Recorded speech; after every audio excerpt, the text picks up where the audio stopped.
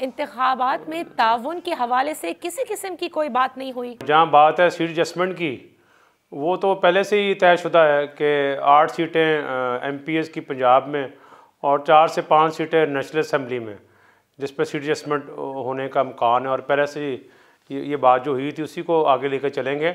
और इसके अलावा जो एडिशनल सीट्स की बात होगी, वो तो फिर जो आपस की दोनों पार्टीज़ की कमेटीज़ बैठेंगी, फिर ही मज़ीद और सीटों की बात होगी। कुछ सीटों पर जो है नून लीग के साथ सीट एडजस्टमेंट होगी और कुछ सीटों पर जो है वो सीट एडजस्टमेंट नहीं होगी।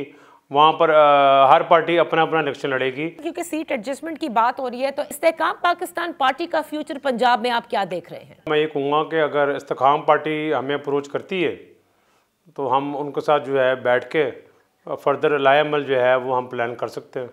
ओह, तो यानी सीट एडजस्टमेंट की बात इस्तेकाम पाकिस्तान पार्टी से भी हो सकती है?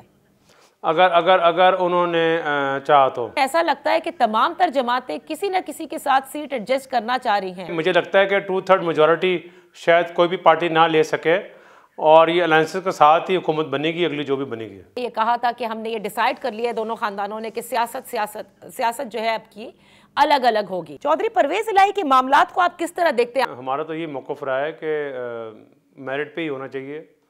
और हमें तो मतलब कि कोई ऐसे कोई ना तो हमने केसेस बनाए हैं ये, और हम तो चाहते हैं कि वो जल्द बाहर आ जाएं। और जहाँ बात है सियासत की, वो उन्होंने ख़ुद ही फ़ैसला किया हुआ है और ये फ़ैसला आज या कुछ महीने पहले नहीं हुआ, ये 2 साल पहले ही इन्होंने ख़ुद ही फ़ैसला किया था कि बेहतर है कि सियासत जो है वो अपनी अपनी हो।